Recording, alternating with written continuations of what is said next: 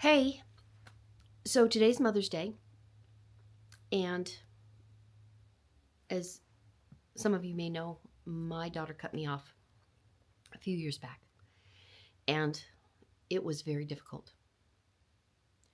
I'm hoping this video will help you see how this Mother's Day, or maybe the next Mother's Day, can be way better than your last Mother's Day. And so for me, this Mother's Day is way better than last year. And so let me give you some history. I had an opportunity to have a career. I gave it up so I could stay at home and be a mom. And I homeschooled my children, even though I was very dyslexic. I chose to homeschool my children, and I learned a lot with them. When I was given my precious daughter, I called her my beautiful. I saw how God sees me.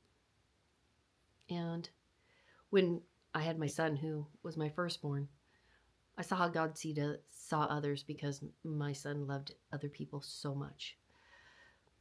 And when I would see my little girl dance around, I just remember seeing delight in her because she was so happy.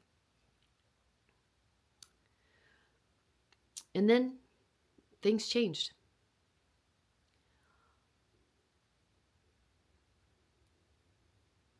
And the last we had contact with her, she didn't want to talk about things of the past. Now, I don't know which past she didn't want to talk about. We have apologized for quite a few things and have always been willing to apologize for things. So I don't have a past with her. And then if we talked about the last couple of years where she became a wife and had children,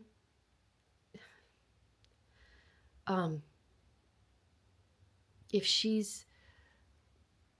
didn't want me to be a part of that, how can we talk about that without me shedding tears, which she doesn't want to see, from what I understand too. So we don't have that. And I'm not sure that they really like us. And I don't want it to be forced. I don't want to have a forced relationship with my daughter that she feels as if she has to have a relationship with me because I'm her mom. Okay.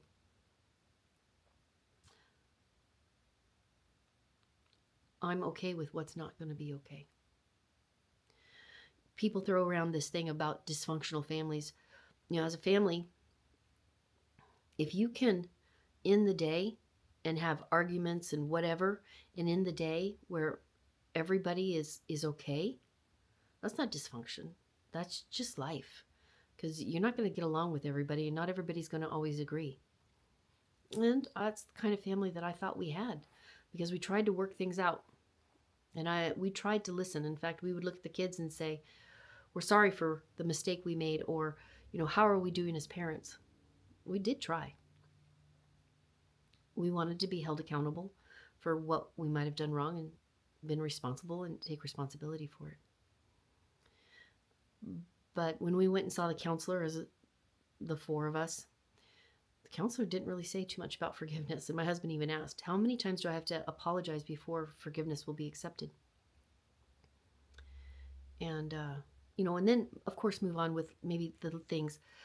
But people get in this thing of doing this with their emotions and their feelings, and this is how this made me feel, and all this kind of stuff. And we've got to choose to forgive. So just like when my brother was murdered, I had to choose to forgive that man every day. I had to choose to forgive my own parents for things that they did to me. They did the best they could with what they knew.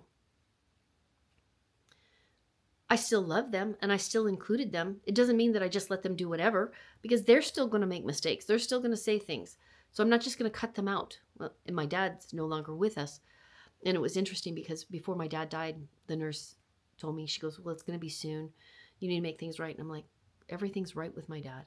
I don't need to make up anything, because I always made sure everything was right with my dad. And so there was nothing to make up. We were good. So this is the third time doing this video. So I don't have as many tears this time because it's been hard staying up late at night, dealing with guilt and shame of what a horrible parent I was. Then going through that I couldn't make things right. And it's almost like death, except for they're still alive. And when they say, we'll get back with you when we're ready. You're looking for them. You're waiting for that phone call. You're waiting for a text. You're waiting for an email. You're waiting for anything. And the thing that really got me was the time that I did finally see her in a store. She ran away in fear. I don't know that I can erase that memory. So I would go to the lake, this particular lake, and I would pray and ask God, help me through this. And because the pain was so great, because it wasn't just a death, it was rejection. I don't want anything to do with you. And then it was all the memories that I thought were so good that now I perceive her as taken as they were bad. And I don't even know what to do with that. And so then God gave me a vision of all these little kids around me. And I don't, and the reason I say it was God, it's because now I'm on the other side of that. And I know it was him because I couldn't have come up with what he does. Not that good. And so this couple, they run a homeschool where they have kids twice a week. And they asked me to be a kindergarten teacher because they saw what I was doing with my granddaughter. And they liked what they saw. And they said, will you come be a part of this? And I was like, no, absolutely not. No, absolutely not. No, that's not where I see myself going. That's not the vision I have. I have the vision I have. And I had forgotten this other vision that God had given me. And so it was 6 months later. I had forgotten about it. And she comes up to me and she goes, so you're going to be that kindergarten teacher for me, right? And I was like, no, I did not tell you I was going to do that. And she says, you need to really think about it. And she goes, I'm going to give you some stuff. And so she gave me some information about it. I came home, prayed about it, talked to my husband, and we decided that I was going to do it. And this is a year-long process. And after I said yes, I got busy. I had to get busy on what I was going to teach, lesson plans, and all that kind of stuff. I got really busy. And then school started, kindergarten, first grade. And the first day, I came home crying because it was so hard. And some of the kids were just really mean. And I told my husband, I said, I don't want to go to school on Thursday. And he's like, you have to, you're the teacher. And I'm like, I don't want to go. Well, that Thursday, I had little notes that said, I'm so sorry for how I treated you. I was like, wow. And they would tell me they loved me. I had parents tell me they appreciated me. And it was such a full year.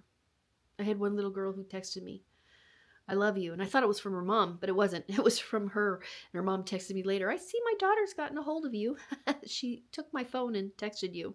And I was like, how precious. I'll remember that. And here I had kids who wanted to be around me. Children who honored me. Yeah, they were still kids and still goofed off and messed up, and I had to get on to them. But in the end, on the last day of school, I had this group of kids around me, and a parent took a picture of me with all these kids around me. And I remembered that vision that God gave me, because that's exactly what I saw. So the other day I was cleaning out some stuff and getting rid of stuff.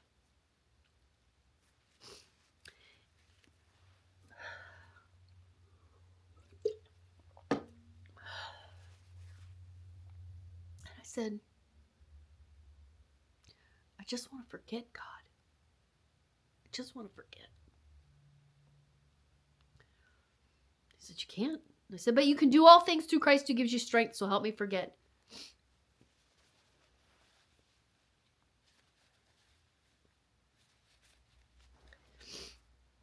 And he said, I give you strength to go through this. Now give it to me.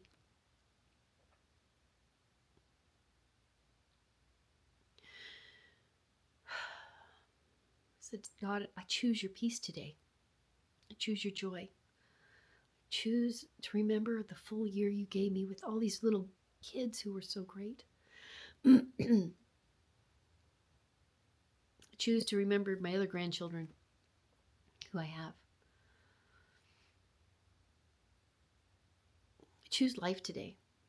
I choose what gives me life. I choose to move on and not stay stuck in this, thinking about my feelings and how I'm not enough and the guilt, the shame, and all this kind of stuff. I choose to stop on that because that's what the kids who cut you off are doing. They're replaying their feelings and replaying their emotions, and they're writing a different narrative. If I'm going to write a different narrative, I'm going to write it one for good. And, thinking about how God was the first estranged parent, rejected, cut off. He knows our pain. And if you are an estranged parent who